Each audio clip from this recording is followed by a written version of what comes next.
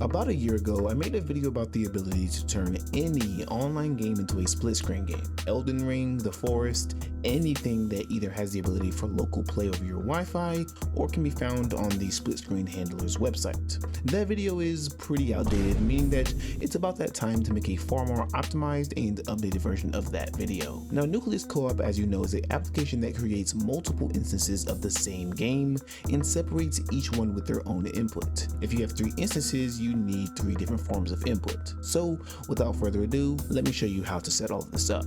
Now to start, let's speak about requirements. You would think that you would need a pretty beefy system to make this work smoothly, but actually it all depends on the game you're playing in split screen. If you're playing something like Terraria, you could potentially get away with using a slower system, but something like Elden Ring Night Rain or Sons of the Forest, even 2 instances could make your PC go. Now I have a Ryzen 5 5500 and RX 6600, which will work pretty well for most games. In this video I tested the Forest and it worked really well, but if you have a slow PC this may not be that easy. So in conclusion, make sure that if you pick a certain game, your PC can run multiple instances of it. Now let's begin with how to actually set this up. Once you have this application installed somewhere safe on your PC, first go to splitscreen.me handlers hub and find the handler for your game. If it's not on this website, then it's probably not possible to use the software with your game. Once you have found your game, download the handler. Now back in Nucleus Co-op, hover over the very top of the window and click the button farthest to the left. Now find the handler file you downloaded from the website.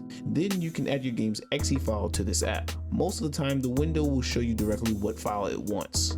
Once that's done, your game should be on the sidebar. Now click on the game, and for each screen you will need to obtain some form of input. If the input method is not showing, then you will need to manually click a button on the controller to force it.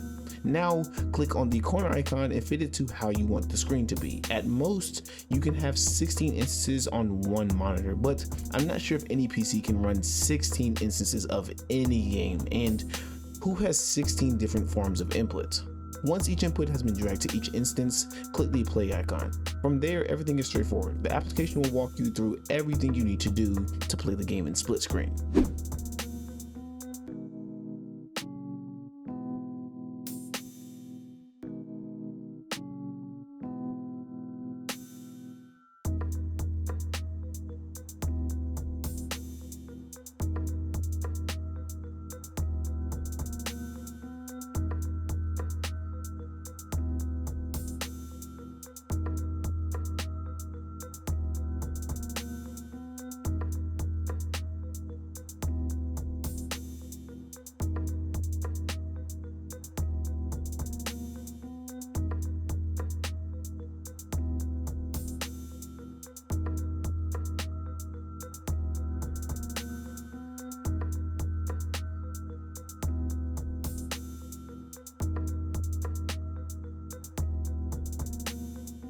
Now in conclusion, this application is amazing, but there are some downsides. First off, this app just wouldn't connect to their servers, meaning I had to install all handlers manually, but I'm sure that's probably a user error. Now the other issue is that the inputs can be very iffy at times. First off, I specifically used a keyboard on one screen and a controller on the other.